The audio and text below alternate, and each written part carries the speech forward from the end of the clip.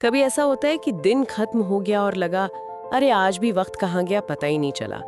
मतलब वो जरूरी काम तो लिस्ट में ही रह गए और फोन, सोशल मीडिया या बस यूं ही टालम टोल में घंटे निकल गए। ये तो बहुत आम बात है आजकल। हाँ, तो आज हमारे पास आर.एल. एडम्स की किताब how to stop wasting time का हिंदी सारांश है।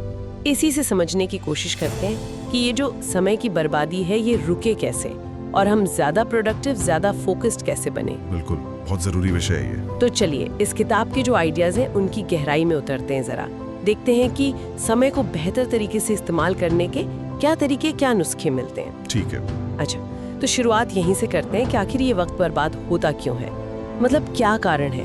किताब के हिसाब से देखें तो सबसे बड़ी वजहों में से एक है साफ लक्ष्यों का ना होना। पता ही नहीं होता कि जाना कहाँ है, करना क्या है। सही। और ऊपर से ध्यान भटकाने वाली इतनी चीजें हैं, खासकर हमारा मोबाइल फोन और फिर वो आदत कि चलो कल कर लेंगे। हाँ, वो टाल मटोल वाली बात। बिल्कुल। तो मतलब दिक्कत शायद समय की कमी की उतनी नहीं है जितनी सही दिशा ना होने की है। बिल्कुल सही कहा। और इसीलिए देखिए एडम्स का जो पहला सुझाव है वो इसी से जुड़ा है, अपने लक्ष्य तय करना और सिर्फ सोचना नहीं, उन्हें लिखना, बाकायदा लिखना। अच्छा, लिखना जरूरी है। हाँ, लिखना जैसे अगले 1 साल के लक्ष्य, 6 महीने के या फिर अगले 30 दिन के। और फिर सिर्फ लक्ष्य लिखना काफी नहीं, उन्हें छोटे छोटे मैनेजेबल एक्शन स्टेप्स में तोड़ना। छोटे स्टेप्स। बिल्कुल। जैसे मान लीजिए किसी का लक्ष्य है 1 लाख रुपए कमाना, तो ठीक है ये लक्ष्य है, पर सवाल ये है कि उस तक पहुंचने के लिए रोज क्या करना होगा, कौन से छोटे कदम उठाने होंगे। किताब का निचोड़ ही यही है, अगर लक्ष्य साफ नहीं है, धुंधले हैं, तो समय बर्बाद होना ही होना है। स्पष्ट लक्ष्य ही तो आपको रास्ता दिखाते हैं ना। रास्ता भी दिख गया, लेकिन दिन भर में तो 50 काम आ जाते हैं, कुछ जरूरी, कुछ एकदम गैर जरूरी, सब मिक्स रहता है। एडम्स इन्हें सुलझाने के लिए क्या तरीका बताते हैं? इसके लिए वो आइजनहावर मैट्रिक्स का जिक्र करते हैं। नाम शायद थोड़ा भारी लगे, पर फंडा बड़ा सिंपल है। आसान शब्दों में कहें तो कामों को 4 हिस्सों में बांटना है। 4 हिस्से कैसे? पहला, वो काम जो जरूरी भी हैं और तुरंत करने वाले भी। Urgent and important. दूसरा, जरूरी तो है पर शायद फौरन करने की जरूरत नहीं। Important but not urgent. तीसरा, जरूरी नहीं है पर लगते हैं कि तुरंत करने हैं, जैसे कई बार फोन कॉल्स या ईमेल्स होते हैं ना। Not important but urgent. और चौथा, वो जो ना जरूरी है ना ही तुरंत करने वाले। Not important, not urgent. अच्छा, एडम्स कहते हैं रोज सुबह उठकर अपने 3 सबसे जरूरी काम, यानी वो जो अर्जेंट और इम्पोर्टेंट है या सिर्फ इम्पोर्टेंट है, उन्हें पहचानिए और उन्हें सबसे पहले खत्म कीजिए। होता क्या है कि अक्सर हम आसान या जो तुरंत लगते हैं उन कामों में फंस जाते हैं। हाँ, बिल्कुल। और जो असल में जरूरी काम है वो टलते रहते हैं। सही बात है, लेकिन इन जरूरी कामों को वक्त देने के लिए वो फोकस भी तो चाहिए। आजकल ध्यान इतनी जल्दी भटकता है। सही कहा। और किताब फोकस को एक मांसपेशी की तरह देखती है। जैसे मसल को ट्रेन करते हैं ना, वैसे ही फोकस को भी ट्रेन करना पड़ता है। दिलचस्प है। और इसका सबसे बड़ा दुश्मन, वो तो हम सब जानते हैं, हमारा फोन। हाँ जी। तो एडम्स कुछ ठोस कदम सुझाते हैं, जैसे सोशल मीडिया नोटिफिकेशंस बंद कर दें, जरूरत पड़े तो ऐप ब्लॉकर यूज करें या टाइम लिमिट लगाएं। और एक बहुत जरूरी चीज, डीप वर्क सेशन अपनाएं। डीप वर्क ये क्या है? मतलब 25 मिनट, 40 मिनट या 50 मिनट का ऐसा स्लॉट तय करें जब आप बाहरी दुनिया से बिल्कुल कट जाएं। कोई फोन नहीं, कोई ईमेल नहीं, कोई डिस्टर्बेंस नहीं। और उस वक्त सिर्फ एक मुश्किल जरूरी काम पर पूरा ध्यान लगाएं। एडम्स मानते हैं कि असली प्रोडक्टिविटी, असली गहराई वाले काम यहीं से निकलते हैं। और हाँ, एक और बात, मल्टीटास्किंग से बचें। ये बहुत बड़ा टाइम किलर है। हम लगता है हम एक साथ 2-3 काम करके समय बचा रहे हैं, पर असल में होता उल्टा है। हाँ, असल में हर काम में ज्यादा वक्त लगता है और क्वालिटी भी गिरती है, फोकस बढ़ जाता है ना। सही।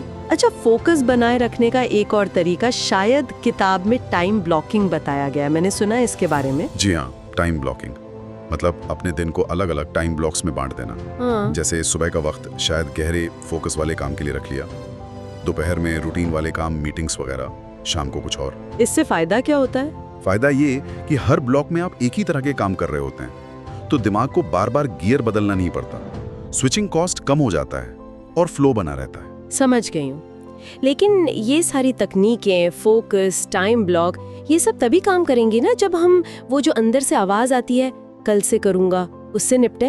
बिल्कुल। वो टालमटोल वाली मानसिकता तो सबसे बड़ी दुश्मन है, और इससे निपटने के लिए एडम्स एक बड़ा ही दिलचस्प 5 सेकंड रूल बताते हैं। 5 सेकंड रूल? ये क्या है? बहुत सिंपल है।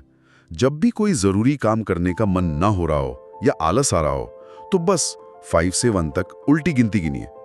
5, 4, 3, 2, 1 और जैसे ही आप 1 पर पहुंचे बिना एक पल भी सोचे तुरंत उठ के वो काम शुरू कर दें। अरे वाह, बस गिनो और शुरू कर दो। हाँ, ये दिमाग को वो बहाने बनाने का, सोचने का वक्त ही नहीं देता, एक्शन मोड में ले आता है सीधा। कमाल है, ये तो सुनने में बड़ा आसान और शायद कारगर भी लग रहा है।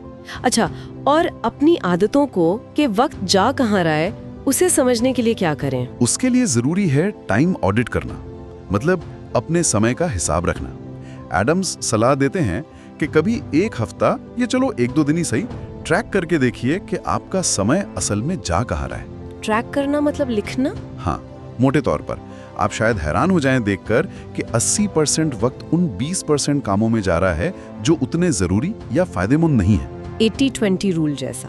बिल्कुल, उन बेकार के टाइम वेस्टर्स को पहचानना और उन्हें कम करना, ये पहला कदम है। और साथ ही एक और अच्छी आदत है, रोज रात को सोने से पहले सिर्फ 10 मिनट निकालना। 10 मिनट किस लिए? उस दिन का जायजा लेने के लिए। क्या अच्छा हुआ, कहाँ वक्त बर्बाद हुआ, क्या बेहतर हो सकता था। और सबसे जरूरी, अगले दिन के टॉप 3 काम लिख लेना। अगले दिन की प्लानिंग रात में ही? हाँ, इससे अगला दिन बेमकसद या बिना दिशा के शुरू नहीं होता। आपको सुबह पता होता है कि सबसे जरूरी क्या है। तो कुल मिला के संदेश एकदम साफ है, समय को बस बहने नहीं देना है। बिल्कुल, निचोड़ यही है कि जिस दिन हम समय को, अपने वक्त को काबू करना सीख जाते हैं, उसी दिन हमारी तरक्की, हमारी ग्रोथ सही मायनों में शुरू होती है। स्पष्ट लक्ष्य, सही प्राथमिकताएं तय करना, ध्यान भटकने वाली चीजों से बचना और वो कल कर लेंगे वाली सोच को छोड़ना। एडम्स मानते हैं कि ये सब मिलकर वो बदलाव ला सकते हैं कि आप 1 साल में उतनी ग्रोथ हासिल कर लें जितनी शायद आपने 5 साल में सोची हो। वाकई ये सुनने में बहुत पावरफुल लगता है और सच भी है। समय तो किसी के लिए नहीं रुकता। मतलब साफ है, लगाम अपने हाथ में लेनी होगी। ये तरीके अपनाकर ही शायद हम अपने लक्ष्यों तक पहुंच सकते हैं, वरना तो बस सोचते ही रह जाएंगे। बिल्कुल। और जाते जाते सुनने वालों के लिए एक सवाल छोड़ जाते हैं सोचने के लिए। किताब कहती है कि हमारा काफी वक्त, शायद 80% तक, उन कामों में चला जाता है जो ज्यादा मायने नहीं रखते, जिनसे नतीजा सिर्फ 20% मिलता है। तो जरा सोचिए, वो कौन सी एक चीज है, एक ऐसी आदत या काम जो बार बार आपका समय खा जाता है और जिसे आप आज से ही, अभी से ही कम करने या बंद करने का फैसला ले सकते हैं। बस वो एक छोटा सा बदलाव, उससे क्या कुछ मुमकिन हो सकता है, इस पर सोचिएगा जरूर।